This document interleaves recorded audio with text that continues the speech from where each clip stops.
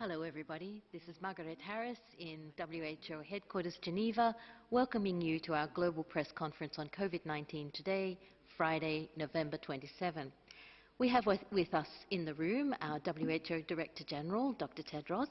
We also have Dr. Mike Ryan, Executive Director of our Emergencies Program, Dr. Maria Van Kerkhove, Technical Lead for COVID-19, and also Dr. Hanan Balgni, our Assistant Director General for Antimicrobial Resistance, and Dr. Peter Ben Emberek, a scientist specializing in zoonosis and food safety. And we also have next to me here Dr. Kate O'Brien, our Director of Immunization, Vaccines and Biologicals.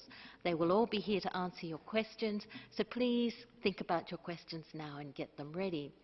As usual, we are translating this simultaneously in the 6 official languages, plus Portuguese and Hindi, and we'll be posting the Director General's remarks and an audio file of the press conference on the web as soon as possible.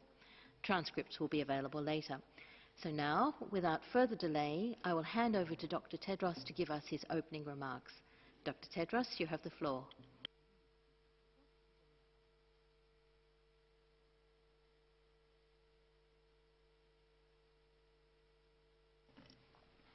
Thank you, Margaret.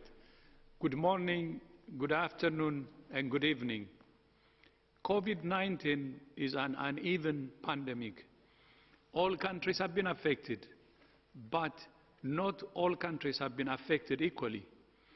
70% of cases and deaths are in just 4 countries. And there are many countries all over the world that have shown COVID-19 can be controlled with existing tools. One of the things all these countries have in common is an emphasis on testing. Since the beginning of the pandemic, WHO has emphasized the importance of testing and provide the tools for countries to do it. On the 13th of January, in collaboration with the experts we work with, we published the first instructions for producing tests, just 2 weeks after the first cases were reported. Since then, we have shipped millions of tests and other diagnostic products all over the world. And we have also worked with countries to increase testing capacity. For example, at the start of the pandemic, just 2 African countries had lab testing capacity for COVID-19. By the end of February, 32 countries in Africa have testing capacity. And now, all countries can test for COVID-19. But we continue to need more and better tests that are easy to use, cheap, reliable, and fast, so patients can be cared for and contacts can be traced. In September, WHO published our target product profiles for diagnostics, which outline the features needed for new tests. Many manufacturers around the world have been working to develop these tests. Through the diagnostics pillar of the Access to COVID-19 Tools Accelerator, WHO, FIND, the Global Fund, and other partners are working together to evaluate more than 50 diagnostics, including self-administered tests. Once these tests are validated and approved, they can be incorporated into national strategies. In September, WHO issued the first emergency use listing for an antigen-based rapid diagnostic test, which can return a result in just 15 minutes, along with guidance on where best to use these rapid tests. Together with our partners, we also announced an agreement to purchase 120 million of these tests for 68 low and middle-income countries in all regions of the world. We're now shipping these tests around the world. Last week, WHO and FIND also launched a comprehensive training package for health workers on the use of rapid antigen tests. But nearly 2 months later, we still face a funding gap of $500 million to maximize the use of rapid tests. As vaccines are rolled out, testing will continue to play a vital role. Initially, health workers, older people, and other at-risk groups will be prioritized for vaccination. That will still leave the virus with a lot of room to move, and testing will remain a vital tool for controlling the pandemic. If you don't know where the virus is, you can't stop it. If you don't know who has the virus, you can't isolate them, care for them, or trace their contacts. But testing must be strategic, in support of clear public health objectives. Everyone who needs a test should get a test. WHO's guidance outlines how countries can test strategically based on their transmission scenario. It's also important to remember that although testing is vital, it's only part of the strategy. Testing is the spotlight that shows where the virus is. Investments in testing must be matched by investments in isolation facilities, clinical care, protecting health workers, contact tracing, cluster investigation, and supported quarantine. WHO is continuing to support countries in different transmission scenarios to use testing strategically to bring outbreaks under control. Finally, this week, WHO published new guidelines on physical activity and sedentary behavior. Physical activity is essential for physical and mental health throughout life. But 1 in 4 adults and 4 in 5 adolescents don't get enough physical activity.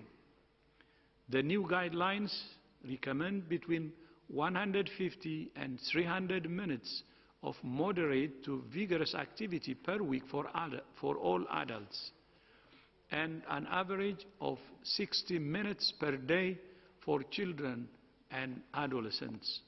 COVID-19 has resulted in restrictions of many types, but everyone can remain active, whether that's doing a workout at home or going out for a walk, a run, or a ride. It's one way all of us can add years to life and life to years. Every move counts. I thank you. Thank you very much, Dr. Tedros.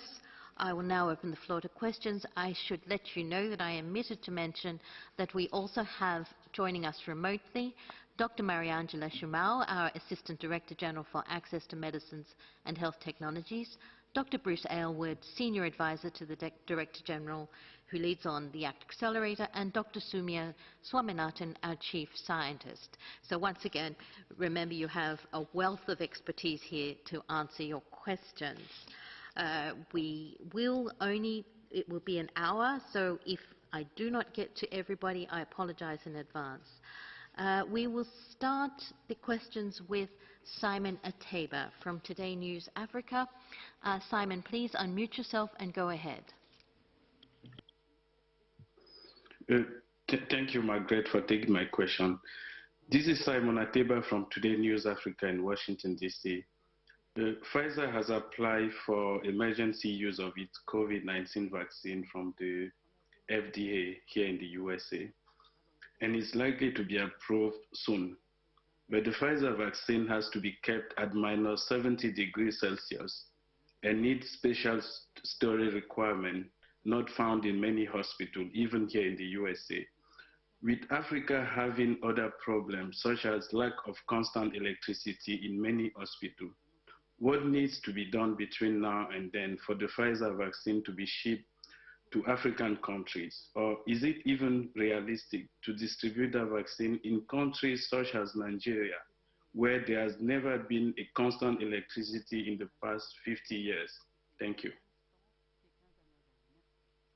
Thank you, Simon. Dr. Kate O'Brien will answer first, and maybe others will join. Thanks for that question. The Pfizer vaccine, as you indicated, does require what we refer to as an ultra-cold chain, so very, very cold temperatures. And we do have one other vaccine that has required that degree of temperature, very cold temperature, and that's the Merck Ebola vaccine. So we do have experience in a number of countries, specifically in Africa, of being able to deploy a vaccine with that ultra-cold chain requirement. It has not been deployed across every country in the world, of course. So as we anticipate the use of the Pfizer vaccine, the intention is certainly to be able to use it along with other vaccines, because no one vaccine is going to have adequate supply, nor will any one vaccine necessarily be suitably have suitable operational characteristics to meet all of the needs. But specifically on the Pfizer vaccine, Pfizer has developed a special shipper for the vaccines, and even without the use of in-country ultra-cold chain freezers, that shipper can actually maintain the temperature of the vaccine for a substantial number of days, in the range of 10 to 15, depending on how often you open the box. And furthermore, the Pfizer vaccine can be maintained at refrigerated temperatures for 5 days prior to the final use of the vaccine. In addition to that, we do have technology that can help with the delivery of ultra-cold chain. There are portable freezers referred to as Arctech and other products that don't require electricity and that can maintain the temperature of the vaccine at this -70 degree for a period of days. And finally, with the use of dry ice, there are ways that we can maintain vaccines at this low temperature. But you do make a very important point, which is this is not a strategy that is in place already in countries, including high-income countries. So every country is going to have to work very hard and is going to have to innovate around systems to actually deliver vaccines that do have an ultra-cold chain. And part of the approach that many countries may take is to choose to use vaccines that require an ultra-cold chain for only certain portions of the population that need to be vaccinated. For example, using that vaccine among healthcare workers, where facilities might be the place where immunization would take place, and therefore installation of a -70 freezer would be more simple, recognizing also the need that you described about the need for electricity to be maintained in those facilities. So I think the main message is that we do have technology. There is demonstrated experience of delivering ultra-cold chain vaccines, even in some of the most difficult and remote areas. But that has also taken enormous resources to do that. So what we do need is we need a variety of vaccines that have different characteristics, and as you know, in the past several weeks have been, through press release, the release of efficacy data on other vaccines that are either kept at -20 or at refrigerated temperatures, which will certainly ease the distribution and use of vaccines. So I hope that answers your question. Thank you. I'm just looking in the room to see if there's anyone else who wants to add anything. I think not. Do we have anyone on the line who would like to add? No. Okay. So we'll go to the next question, which is for Helen Branswell. Helen, could you unmute yourself and ask your question? Hi, thanks for taking my question. Hello to you all. Can I ask about vaccines and herd immunity? Now that we're starting to get a sense of how efficacious these vaccines could be, are we able to sort of calculate how many people in a population would need to be vaccinated to get to herd immunity? Is it something that is, achievable at this point?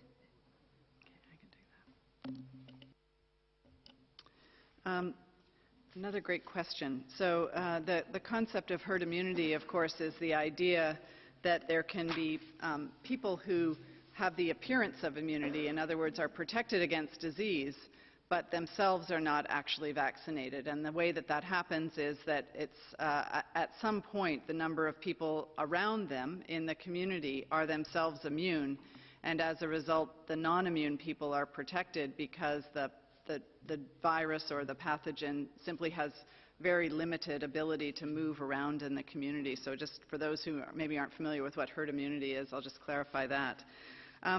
And so, Helen, the point about herd immunity is really what is the performance and the ability of the vaccines, or frankly natural infection, to protect against future infection and therefore acquisition and transmission to somebody else. And what we really need to know is what the vaccines that are being developed, each of them, what their ability is to interrupt the acquisition of infection. But it's not the only way that herd immunity can be achieved. We do want to know about whether there's a reduction in people getting infected in their nose, in their respiratory tract, even without getting disease. But also, do the vaccines change the amount of time that you're actually infected? Does it change the density of the infection? And does it change the transmissibility to another person? And those are all really important characteristics. We don't know the proportion of the population that would need to be immunized because we haven't observed that yet. But the answer to that can come from modeling studies that tell us under certain conditions what proportion of the population would need to be immunized. And so those modeling studies, a number of them have been done, and under a variety of conditions have concluded that somewhere around 60 to 70% of the population would need to be immune, or presumably through immunization, in order to achieve a reduction or an interruption of transmission of the virus. Now that's, of course, predicated on what the performance of the vaccine would be. So it's really important that we actually start to get more information about what the vaccines do, not just for preventing disease, but for actually preventing the acquisition of the virus, an infection, and the characteristics of that infection.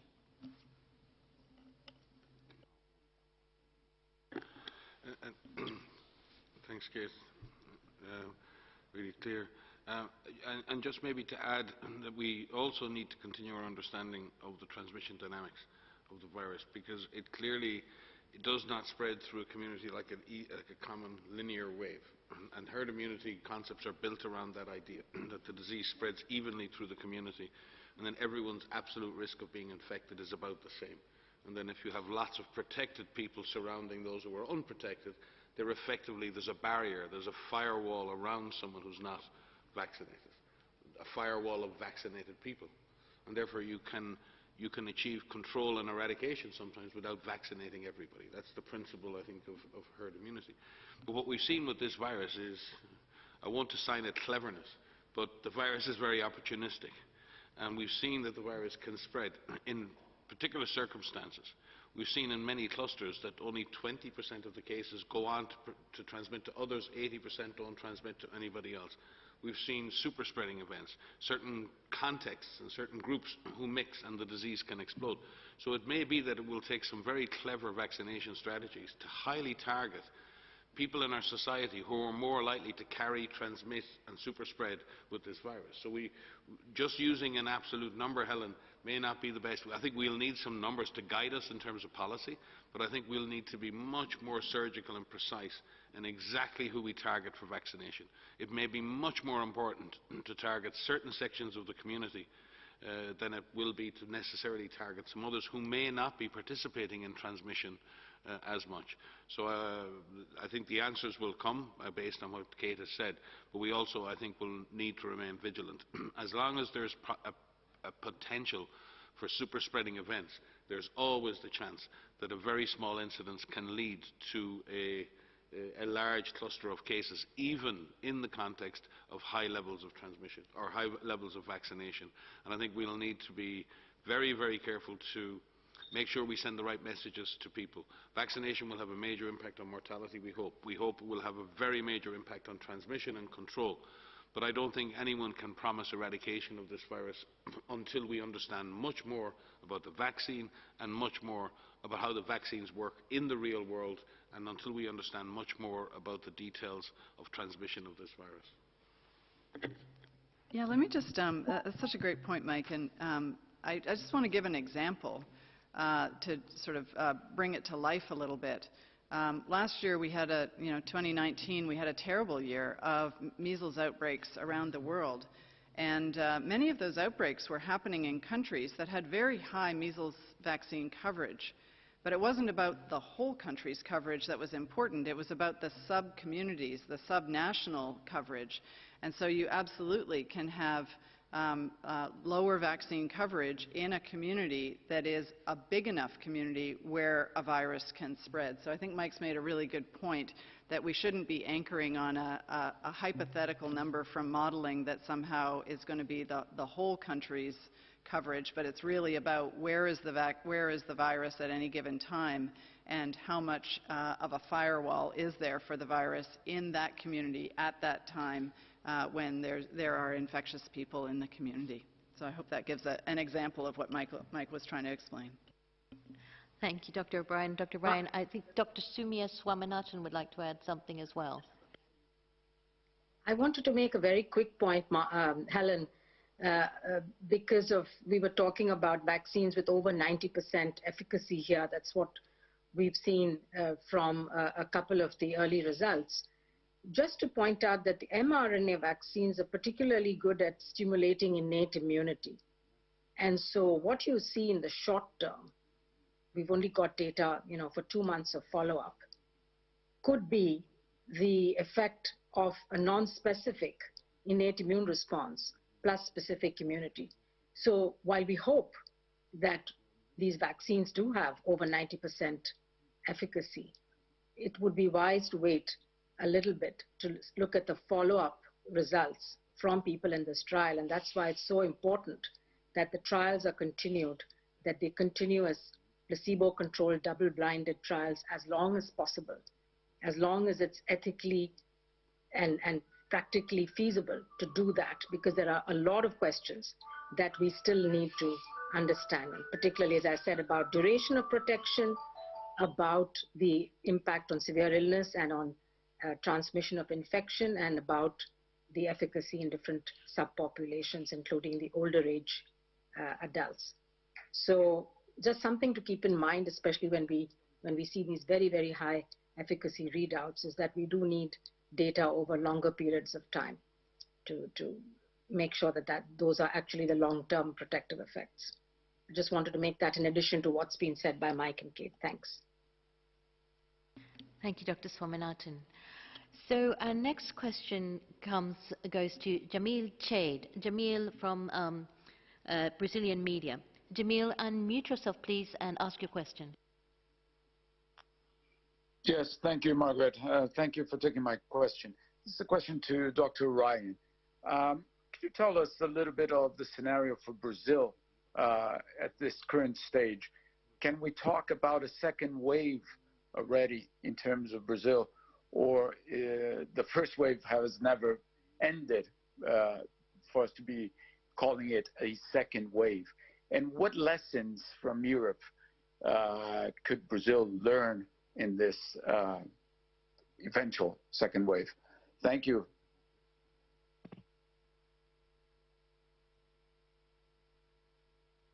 Let me get my microphone.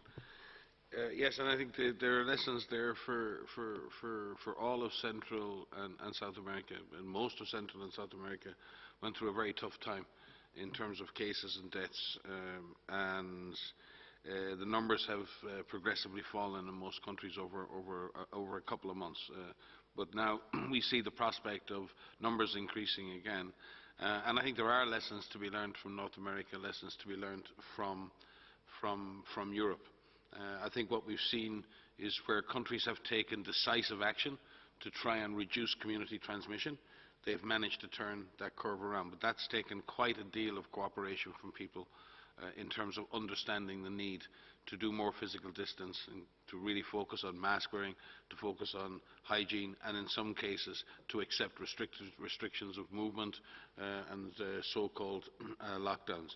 That's a very difficult thing to enact, particularly in highly populated areas where many people are dependent on going to work and on day salaries, where poverty is an issue, and it's very hard to expect people to give up their only access to socioeconomic gain by staying home. So I think the lessons we're seeing, I think now in Europe certainly, is the countries that act early and act decisively get a benefit, and that the transmission turns around relatively quickly once you're able to make a community-based intervention, and particularly when the community come on board with that.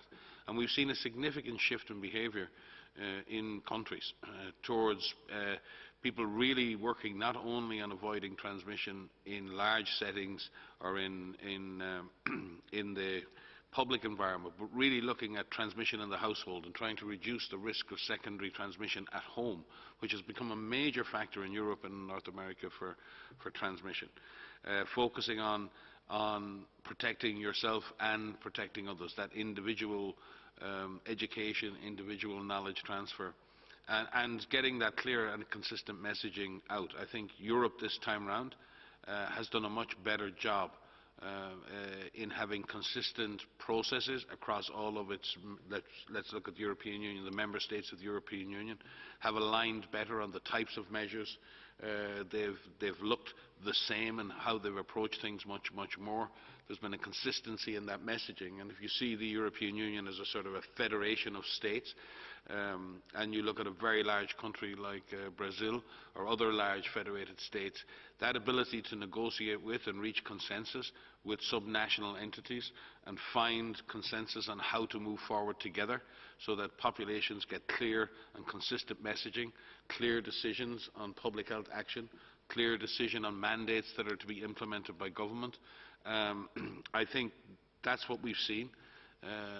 And we've also seen previously, for example, the Brazilian Health Service reacted wonderfully to the last surge in cases, and certainly so many brave frontline health workers in Brazil. But they were pushed to the very limits of their capacities, both in terms of equipment and their own fatigue, and therefore it's going to be very important if, as numbers increase, that they are protected, that the health system is protected from a large surge of cases.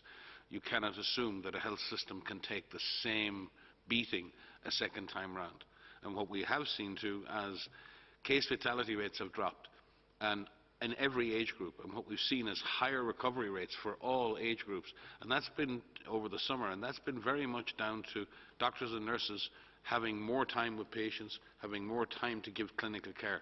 If we get back to a situation where intensive care units are overwhelmed, we will see the death rates rise again unnecessarily. So all of the things we've said before, what we need now is to do it quicker, to do it more consistently, in a more coordinated way, because we've learned what works. There is an excuse the first time around. We're all learning, we're all adapting, we're all testing what our populations will accept or won't accept. A second time around, you need to have done that learning and understand how to do better this time. I think countries in Europe have really tried to look at how they can improve what they are doing, and I think they have improved this time around. Hopefully there are lessons there and learnings there for countries who may now be entering a second surge or a second phase. Maria? Yeah, I'd like to add to what Mike has said there. As he said, there's a lot of lessons to learn. I think one of the messages we need to continue to say is, even as case numbers are coming down, all countries need to remain vigilant. You've heard us say this before, but we really need to emphasize this again. Do not let your guard down. It is good to see the measures taking effect and transmission going down, but it is not time to let up. And it's time to even scale up. So in situations where you're bringing this under control, it is time to scale up your public health infrastructure still.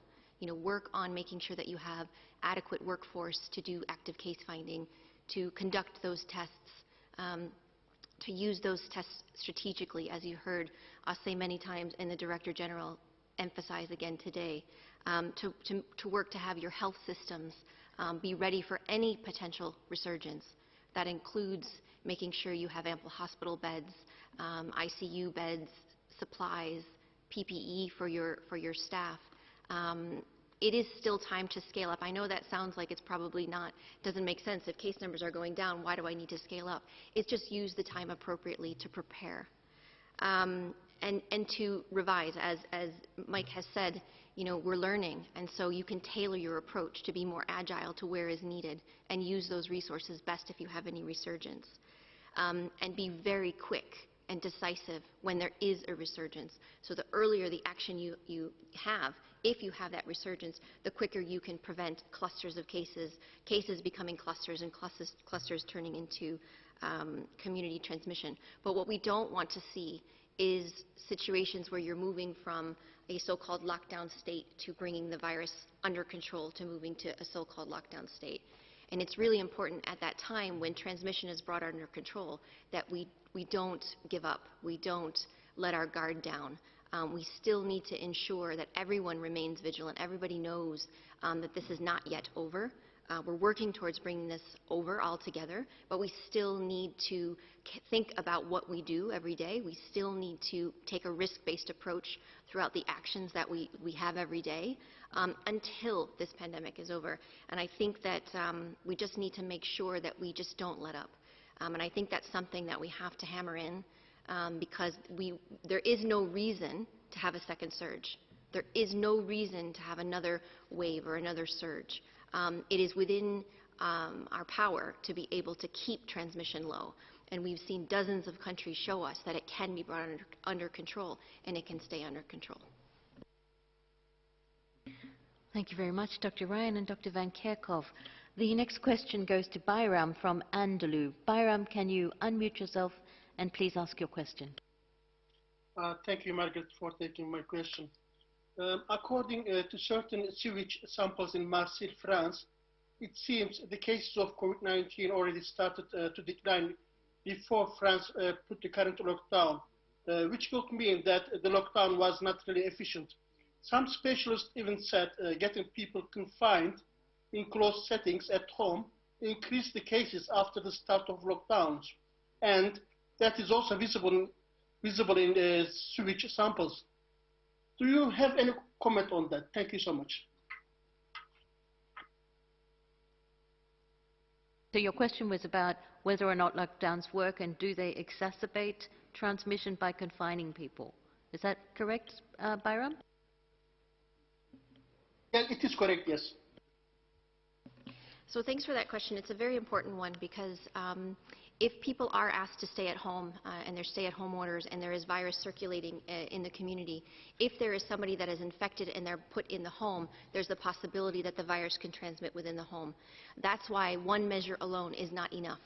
We need to make sure that in addition to any measures that are put in place, we still are conducting strategic testing for any cases who are suspect cases. They receive a test, and then the public health actions are followed. So if a case is identified, make sure that they are isolated in a medical facility, and all cases need to be isolated in a medical facility or at home away from others. In the situation where people are going home all at once, we need to make sure that if we're feeling unwell, that we stay away from others within our home. We wear a mask in the home, and others in the home wear a mask, especially if people are feeling unwell. But there is a risk that by putting people all at home, you can put the virus there and it can spread. But again, we need to make sure that these confinement measures or these stay-at-home measures are not used in isolation. They have to be used with other measures as well. The stay-at-home measures do take the heat out of transmission in some respects in terms of transmission in the community, but it is possible that it brings it home, so you have to take the precautions at home as well. Thank you very much, Dr. Van Kerkhove. The next question goes to Shane Zhu from CCTV. Shane, could you unmute yourself and please go ahead? Okay. Thank you, Margaret. My question is for Dr. Ryan. It's actually a follow-up question about his last time comments on virus origin. So, Dr. Ryan, as you mentioned during the previous briefing, there are increasingly more and more evidence about the existence of this virus on other species and in wastewater or patients around the world. You also mentioned some cases were not directly linked to Wuhan seafood market in the first outbreak, and not sure yet where the first case of breaching the species barrier. And maybe the market was only the place for amplification. And there are also new evidence, they say, suggesting that the virus existed long before the outbreak in Wuhan. For example, the Italian researchers found the virus in samples from last September. does it mean that the case zero or several case zero could be outside of Wuhan, outside of China? And is there a possibility that the virus already circulated in humans outside of China before the outbreak in Wuhan, but without being noticed? Thank you. Thank you. Yeah, I think we need to be careful with our speculation here. There are lots of different observations that have occurred around the world, but the idea that humans can infect minks and minks can infect humans is very clear. But there's no evidence that mammals in a European environment were the source of this disease originally for humans or outside China. The issue for us, and from our perspective, and again, Dr. Tedros, myself, and others have been clear on this since the beginning, and this is why we sent an advanced team to China. This is why we've been discussing this issue since February, since the first research and development roadmap, where the animal origins studies were seen as the top priority. This is why the World Health Assembly discussed this and issued a World Health Assembly Resolution 73.1 identifying the origin studies as a very important issue, which was consensus between all member states. This is why we sent an advanced team to China to look at the issues and negotiate on the best possible way to move forward with studies. We identified in terms of reference 2 phases of studies. Phase 1 studies really identify many of the questions you've actually laid out there are laid out within the phase 1 studies that we've agreed with our Chinese colleagues. We've had a high level of engagement with those colleagues, but at a virtual level, discussing, and Peter Bremberek is here, and I'd ask Peter to give you an update on the natures of those discussions. But it is clear from a public health perspective that you start your investigations where the human case has first emerged. In that regard, and the first cluster of cases, and again, the astute clinicians in Wuhan picked up a cluster of unusual atypical pneumonia, and to an extent probably because there was an association in time and a geographic association with the market, it triggered in their minds a suspicion, and they reported that disease to the appropriate authorities, and then there was a subsequent investigation. So from that perspective, that was the event which triggered the response and the investigation.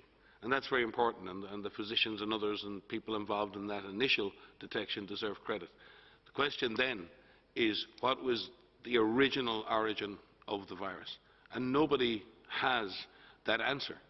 And that is what the phase 1 studies were to be about and are about, and there's a series of phase 2 follow-up studies planned once we have the answers to those questions. So we believe we need to make progress on those studies and understand what our Chinese colleagues have investigated, the results of those investigations, and we are working with them to send a team to the ground to both review the results of the phase 1 trials and look at other studies that may need to be done. After that, the evidence should take us where we need to go.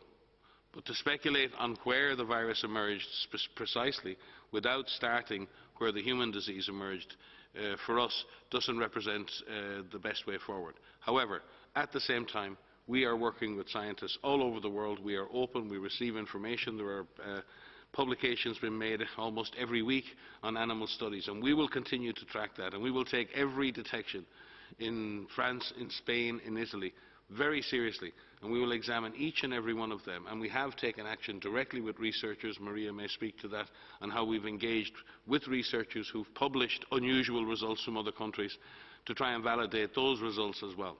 So I think it's highly speculative for us to say that the disease did not emerge in China. What we do know is the first clusters of human cases that were detected were in Wuhan in China. There was a massive response to contain that disease there, and we look forward to working with our Chinese colleagues, our Chinese scientific colleagues, to understand better the origins of the virus within China or beyond China, wherever that leads. Peter.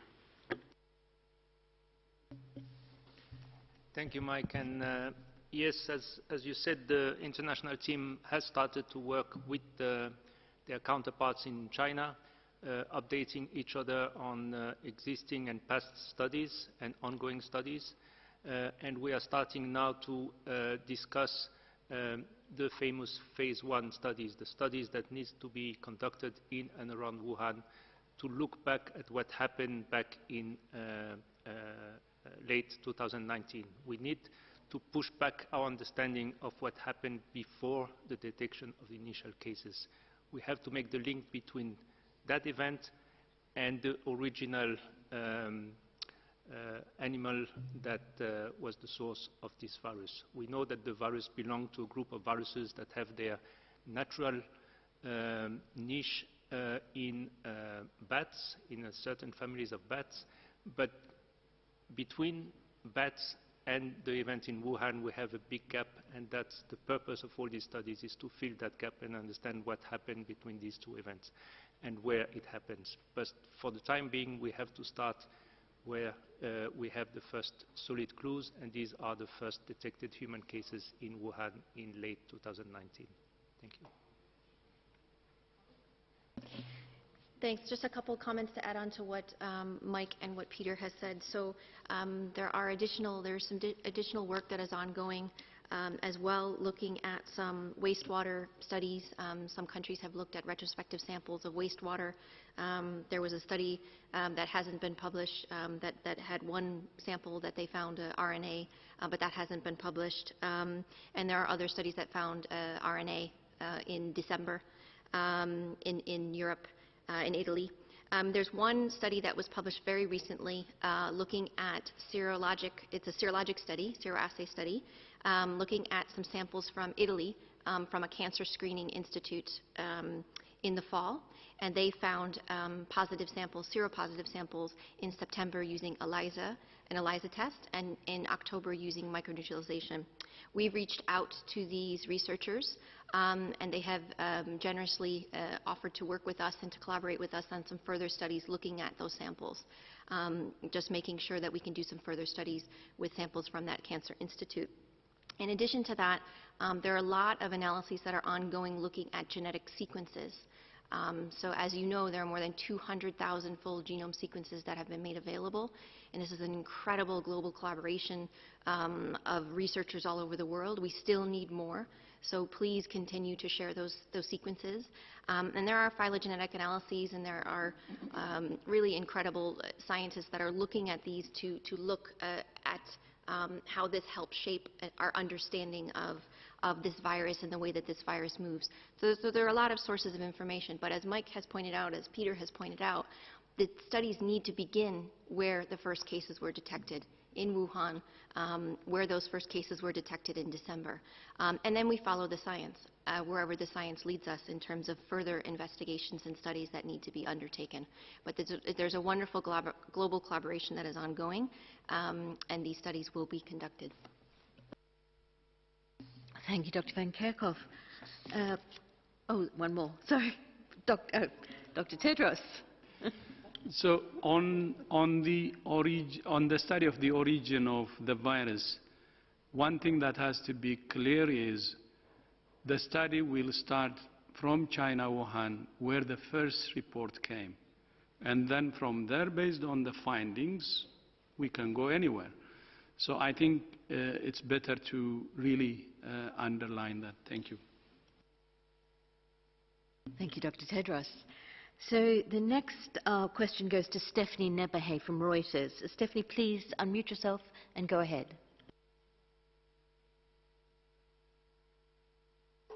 Thank you.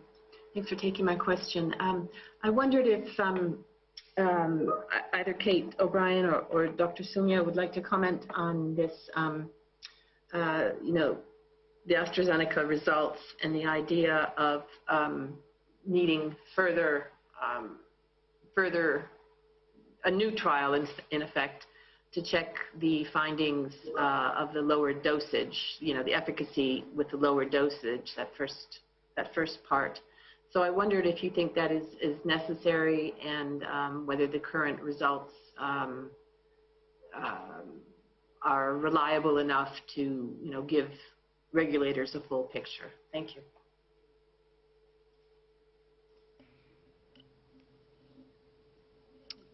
I can start and then pass over to Soumya. I think the first thing to say is what we've seen is a press release. And what is really the next most important step is that the data really needs to be evaluated based on more than a press release.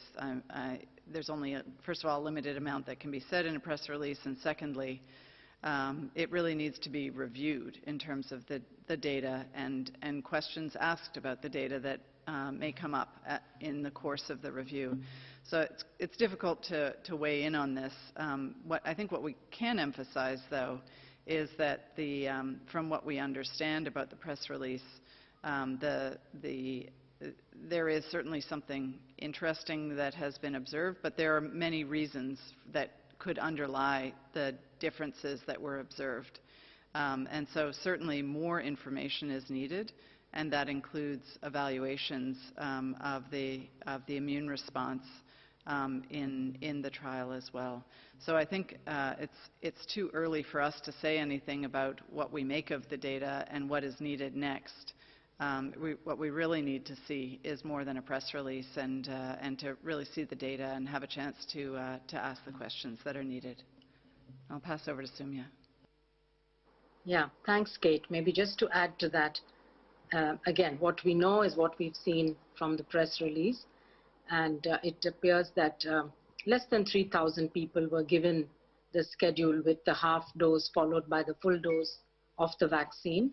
And we've also understand that those people were all under 55, so it didn't have anyone over 55 in that group, whereas the other group of about 8,000 plus people who were given the full dose and the full dose, actually there were larger numbers, and it also included different age groups. So it's very hard to compare these two groups, and I would say the numbers are still small to really come to any definitive conclusions. Now, of course, the advantage of using a smaller dose, particularly if you're getting a higher efficacy, is great. You can save on the vaccine, and at the same time you're benefiting from higher efficacy. But I think it would be speculation at this point. We've heard from AstraZeneca that they would like to do a full trial of this schedule, because the other trials that are ongoing now are the two full doses. And so if we are to explore this hypothesis of having perhaps a better efficacy with a lower dose, then it would need a trial. And so the last point I'd make is that this is the reason that WHO actually convened experts very early on in the pandemic to really start thinking about what should be the benchmarks, the target product profiles for a good vaccine, and also thinking about what would be a good trial design, really to answer the questions around efficacy in prevention of disease, prevention of severe disease, and prevention of infection as a secondary endpoint. And we worked with statisticians, with experts to really come up with what a trial design would look like. And I must say that it's been very encouraging to see that many of the manufacturers and developers have actually published their protocols. So you can see exactly how they're going to do it, what they're going to do, at what steps they're going to do the interim analysis, when they're going to unblind the data, and what the endpoints are, primary and secondary endpoints, both for efficacy and safety.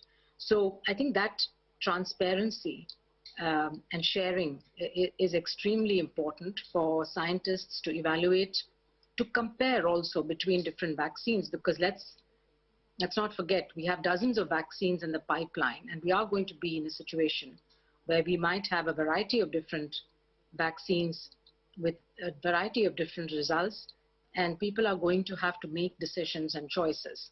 And so it's really good to have apples to compare with apples, and therefore for all trialists, and perhaps this is a plea to those who haven't yet published their protocols and made them available. It's good, it's easy for the regulatory agencies as well.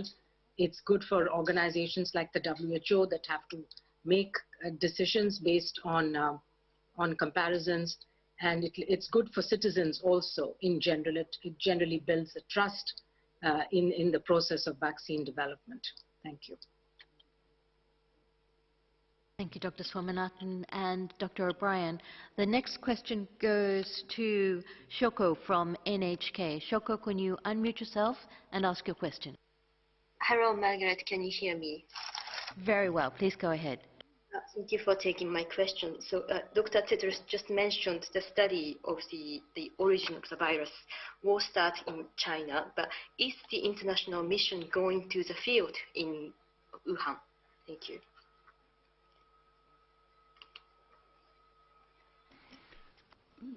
Yes, it's correct. It will go to Wuhan. It will travel to Wuhan. Thank you.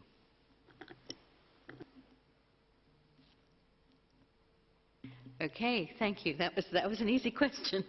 The next question goes to Musa from Al Mayadin TV. Musa, please unmute yourself and go ahead, ask your question. You listen me? Very well. Please go ahead. Okay. My question is in Arabic, please. السؤال للسيد تدرس. تطالبون دائما بتوزيع عادل للقاحات. يعني ممن تطلبون مساعدة الدول الفقيرة؟ هل تطلبون ذلك من الدول الغنية لتساعد الدول الفقيرة أم من شركات تصنيع الأدوية؟ هل منظمة الصحة العالمية لها القدرة على تقديم اللقاحات أو جزء من هذه اللقاحات مجانا للدول الفقيرة؟ وسؤال آخر للسيدة أوبريان، ماذا عن اللقاح الروسي مقارنة مع اللقاحات الأخرى؟ هل لديكم بيانات عن اللقاح الروسي؟ شكرا.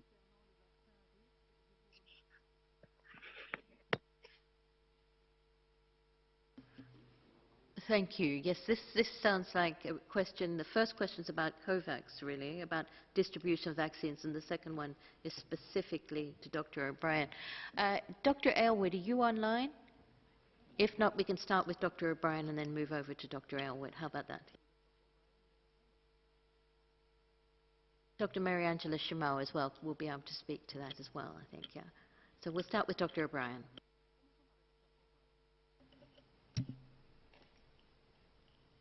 Thank you. With respect to the, I'll start with just some comments on the fair allocation of vaccines.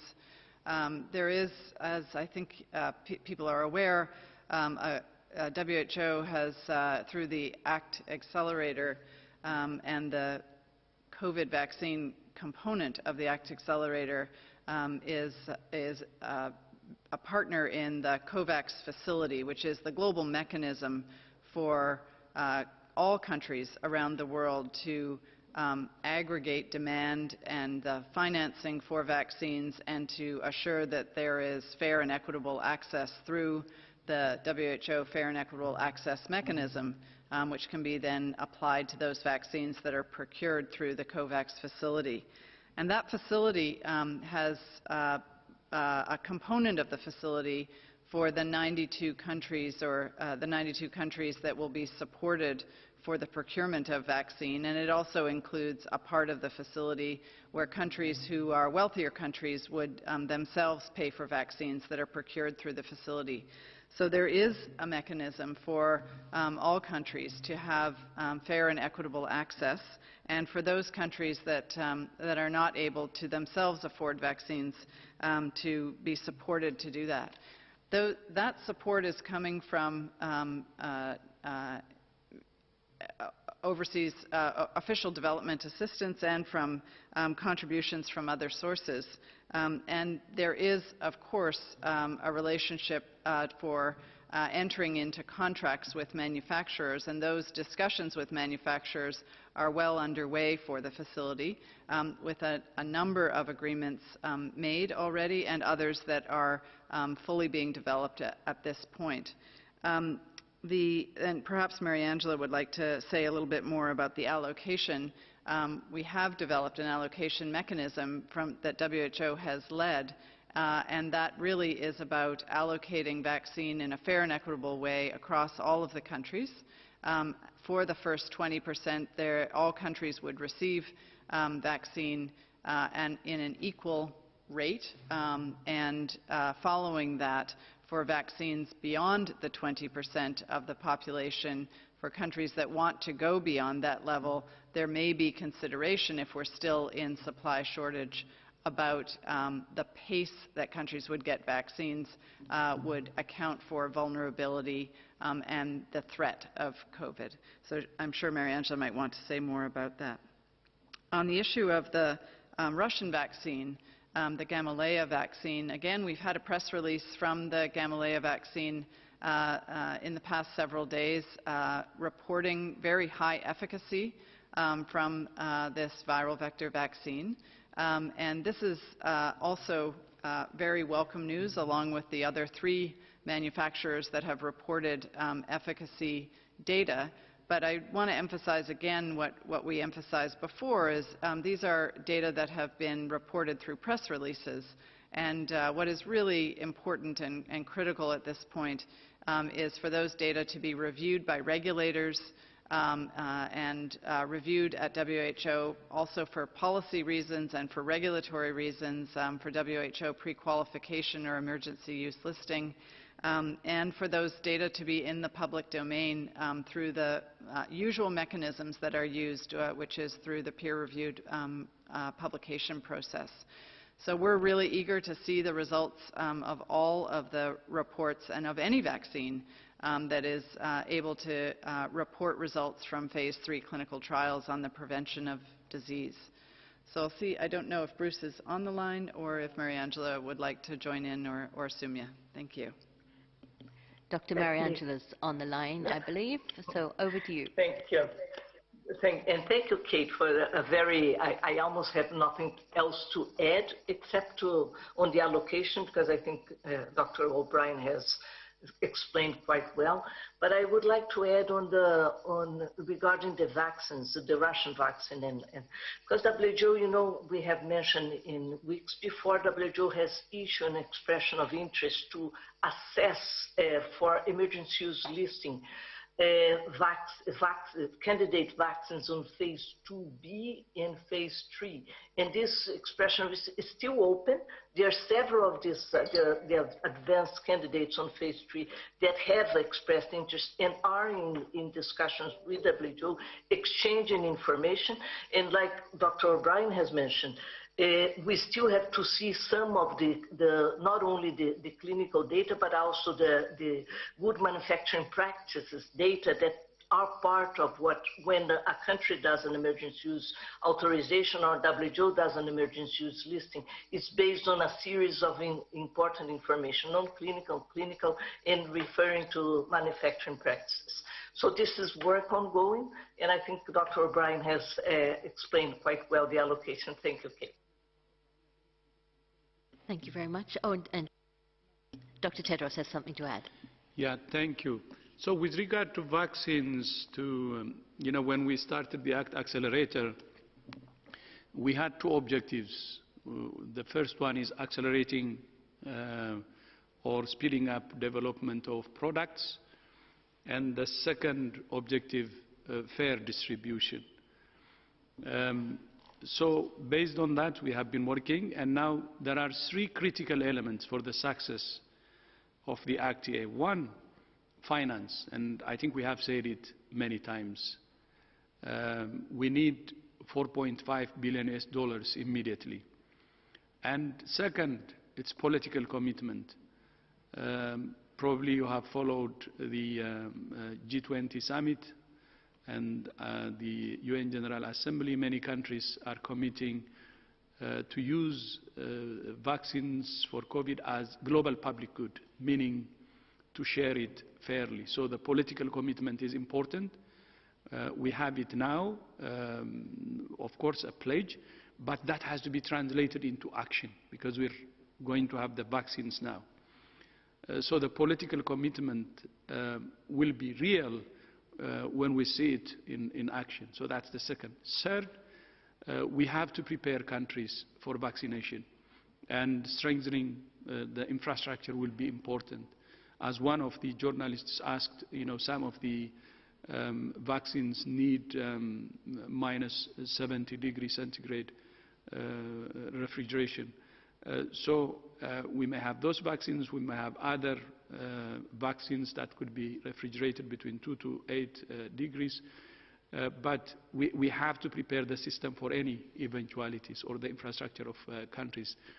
And that's why we have co-signed a letter with the World Bank, UNICEF, Global Fund, to our country offices to prepare and support countries for vaccination. So these are the critical issues: finance, political commitment that can be translated into action, and preparing the infrastructure. And this will result into sharing. Sharing of the vaccines fairly means faster recovery for the world. And this is in the interest of each and every country. It's only together that we can recover faster. It's through sharing that we can recover faster. And it's only through sharing that we can take care of lives and livelihoods. Thank you. Just add one thing, because I think something, Dr. Tedros, I think we should say, because in my experience in emergency response and in other infectious diseases, in situations like this, we tend to be unfair first, inequitous, and then eventually the glaring gap is so big, and with activists from community level and others, the world has to turn around and find a way to be fair. In my experience, my professional experience, this is the first time that fairness and equity were built into this project from day one. And that was under the leadership of Dr. Tedros and other leaders who came together and implemented by people like Dr. Mariangela and others, and a wonderful team. But that would not have happened unless someone had stood and said, no, this will be done, but it will be done with fairness and equity as its central tenet. And in my view, that has then created and driven one of the most effective public-private partnerships in the history of science when you think about where we were 10 months ago. And we're not there yet, as Sumia says. We're on the you said that we're at the base camp, we have to climb the mountain. But the very fact that we have the opportunity to climb that mountain and bring everyone with us is incredible. And we thank you for your leadership, Dr. Tedros, and for the way in which you've reached out to partners all over the world to deliver this. In addition, as someone who works on humanitarian response, this is definitely the first time, in addition to that fair distribution, that there is a specific allocation of 5% for the humanitarian situations in which we may not be able to access people through normal programs. That has never happened before, because it is the refugees and the displaced of the world who are the most forgotten. And it is just wonderful for me, as someone who works in the humanitarian space, and we thank you on behalf of all of those people we serve, for that being at the forefront of the decision-making in this regard. So thank you, Dr. Tedros, for your leadership. Thank you. And on that note, this is the moment to close the press conference. I think a very, very important point has been made here. I would like to thank everybody. Those who did not get questions, please contact us via media inquiries, and we will, of course, post all the audio file, the transcript, and everything else on the web as soon as possible. I'll now just hand back to Dr. Tedros to say goodbye. Yeah, thank you. Thank you, Margaret. In my statement earlier, I said COVID-19 is an even pandemic, and 70% of cases and deaths are in just 4 countries. But I would like to correct this, and I would like to thank Kai for keeping us on our toes. And what I should have said is that almost half of all cases and deaths are in just 4 countries, and almost 70% of cases and deaths are in top 10 countries. So apologies for the error. I'm really sorry, and any confusion we caused. But thank you, Kai, for keeping us on our toes. Thank you. And I would like to also thank all our colleagues here, starting from our interpreters, and also to the media who have joined today. Thank you so much, and see you in our upcoming presser. Thank you.